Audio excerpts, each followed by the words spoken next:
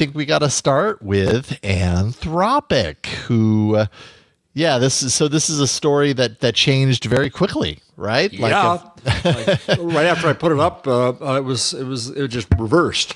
Yeah, so strange.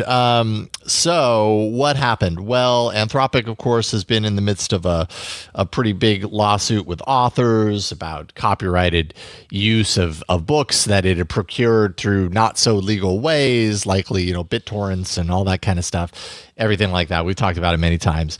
Well, a federal judge in the case, Judge Alsup, has weighed in because Anthropic had reached a $1.5 billion copyright settlement with the authors, supposedly, although we'll talk about that. Yes. Yeah, as a class, that's right.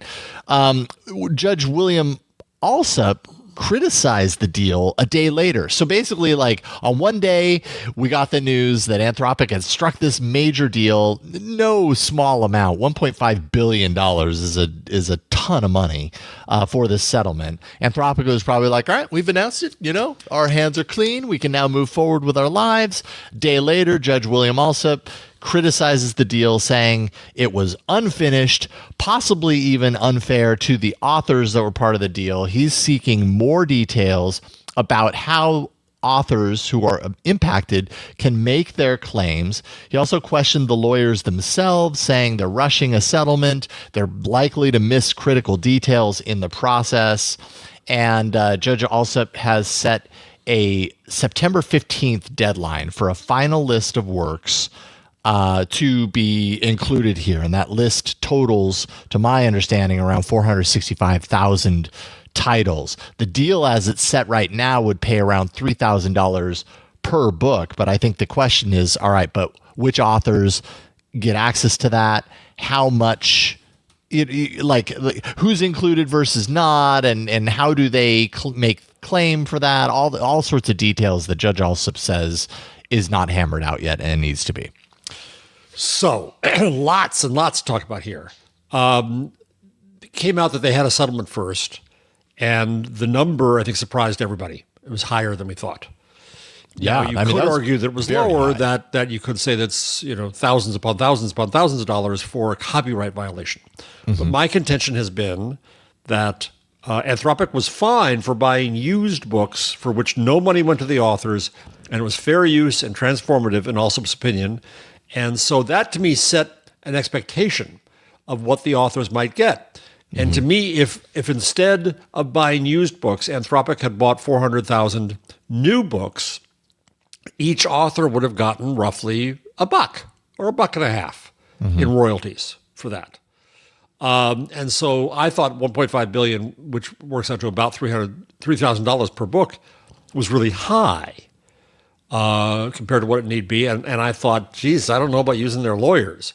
And in fact, so my agent came to me and sent me an email that she sent to all of her clients with a link to the Anthropic copyright settlement website. Oh, interesting. So what the hell? Even though I think that it was all fair use and Anthropic, you could have my books. That's fine with me. I want to be found. But, $3,000 per book wouldn't be too bad either. Not too bad, right? Just saying. But there's all kinds of complications even with that. So does my agent get her cut? Does the publisher do part of this?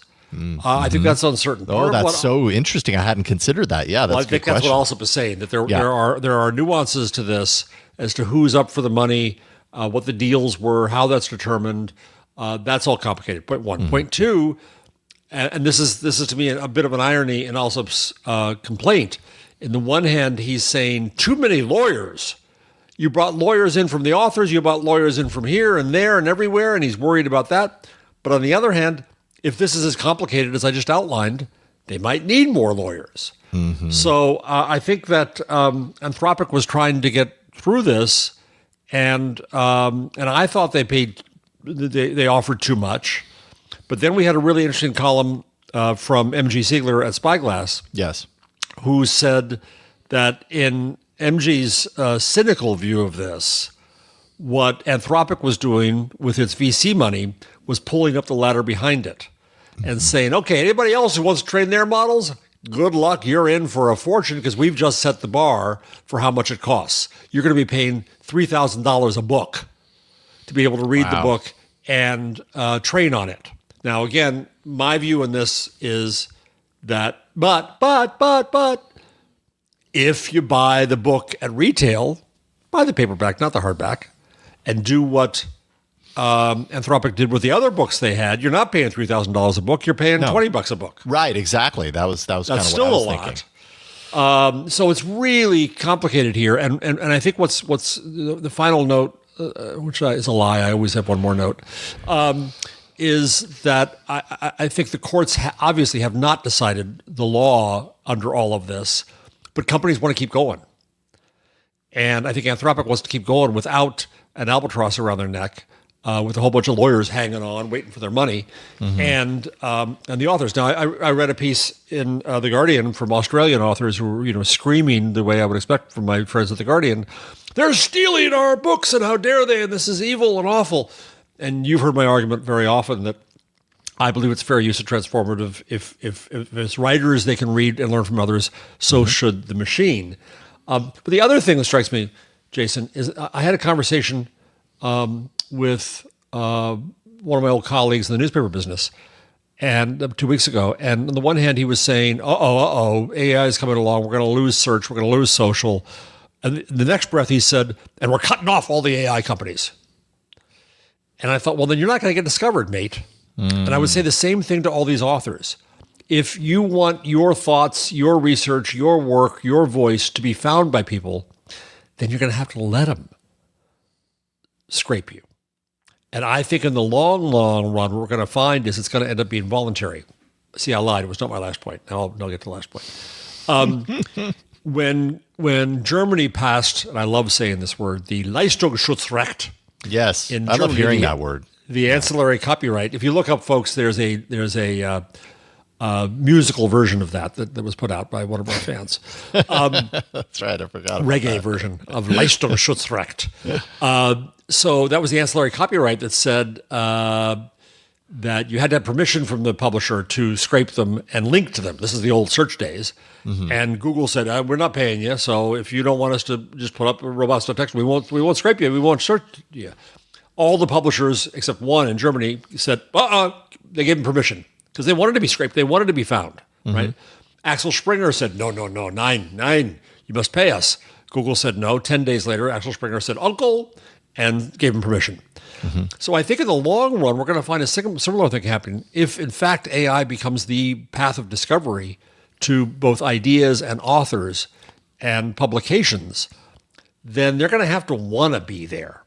So the current entitlement talk about, how dare you steal my thought, one of 500,000 books, and I only have a few readers anyway, I think goes away. But in the meantime, Anthropic was willing to pay approximately $3,000 per book, which is more than some of these authors made in total. In total. Yeah, that's what I was wondering. Is oh boy. My advance from Bloomsbury as an academic book is $1,000. That's it. And then whatever the book sells, then you get like a royalties on top whatever, of that, right? But yeah. A lot of these books, I've heard the numbers before about how many books sell over $100,000, and there's very few of them. Yeah. So most of these authors would make more from the settlement than they've made themselves, and something's wrong with that picture. Yeah. Now I'm done. Interesting. Yeah, the value of being represented versus the strict value or the perceived value of, what they're missing or what they're losing out on if their work is integrated. That's certainly something that I think needs some clarity or some better understanding, it sounds like, from authors. The immediate knee jerk is, don't use my stuff without my permission. Don't use my stuff without compensating me to some degree. And if neither of those things is true, then you can't have it. Well, no, I don't think that's future. I mean, is that incorrect? Because no, if you buy my used book, I didn't get permission. Yeah, right. Totally. So if you acquire it legally, even if I don't make money from it, you can use it. If you acquire it illegally, I can go after you for a violation. So I guess where my head is, not being an author, obviously and admittedly, but my head is like, okay, so then what do they lose by having their content involved here? If the references are potentially directing back to their content, or potentially not. I think what a lot of authors are concerned that they're unique, and I will put that in air quotes, not to say that they don't have unique thoughts, but as you've pointed out many times on this show, everything is derivative. Everything is derivative. There is no true unique thought, or very, very rarely is there. But if that's the case, Einstein. I'll say Einstein. Okay, sure, but yeah, sure. At this point, though, it's hard to find an example, and yeah, like what are you missing other than the knee jerk? Like, don't use my stuff without my permission. Jason, that's the right question, and I haven't heard that question asked enough. Another way to phrase it is, what's the harm? Mm-hmm. What was the actual harm to these authors? And I think it's nothing. But there's a perceived harm, ego. And part of that is just because it's a new technology. There's the scale issue that people like to jump to, like, oh, but it does it so rapidly and so at scale, and all these things that is really, really bound by a understanding or lack thereof of the technology and how it works. And a fear of change, right? A fear of the fact that things just do change, and we're in the middle of that. Okay, I think the perceived harm is more emotional. Yes, right? yeah. This is my tied to fear, blood and sweat and tears, and you took it and benefit from it. You're a big evil company and a technology company, and how dare you? Mm-hmm. And so it's really kind of a slap you with the glove and let us duel to the death, right? It's really that kind of thing. So to go back to that era, let's go back to the origins of copyright. 1710, Statute of Anne, England. After the licensing rules have been taken off in England because Parliament wasn't in session and it was a whole mess, and they killed a king and all kinds of other things I won't get into. Mm-hmm. The publishers were in a tizzy because there was all of a sudden a whole bunch of new publishing. And there was competition, and they didn't know what to do with it. And they went after Parliament to try to get that changed. And what they got kind of instead was copyright. Mm-hmm. And copyright was demanded not by the authors to protect themselves. It was demanded by the booksellers and publishers to create a market for creativity as a tradable asset. Mm-hmm. So that when I, as the author, sold you as the publisher the rights to my book, you could in turn sell it on to somebody else, which is often what happened. You had that right to, because I had transferred my right. I had alienated myself from my work, right? Mm-hmm. In Marxian terms. And so then what happened was that the publishers, Jason says, well, actually authors have a lifetime, not just lifetime, they have a permanent right to the product of their brow. Mm-hmm. And so since I bought that from them, Jason now owns that. And I own that forever. And it went to court in the House of Lords, and the House of Lords said, no, it's set to the then term of copyright, 14 years. So copyright was not a granting of rights, it was actually a restriction of rights. Because the presumption was that the author had rights to works in perpetuity, but for the benefit of society, copyright limited that right to 14 years. Mm-hmm. Now, of course, because of Sonny Bono and Disney, copyright is extended now like centuries. It's many years past an author's death. But that's the underpinning of copyright. So when authors come along and say, oh my God, you stole my soul when you read my book, I find that as an author who wants to be read, even offensive. Mm-hmm. Yeah, interesting. When you talk to other authors, do they, like, I'm curious what their perception or their perspective on your perspective is. Is it kind of like, are you crazy? Yeah, they think I'm full of crap. Yeah. Because again, it's that emotional thing. But the big bad company took my work. The lesson again here is very clear. One should acquire it legally so you don't put yourself in this position of vulnerability. Yes. Okay. Now, Anthropic, if they had got the settlement to go through, they would have been free and clear, unlike AI companies, which now had to all face this. If they use the same databases, they're going to be in the same kind of trouble at the same kind of price, and they're delayed. Mm-hmm.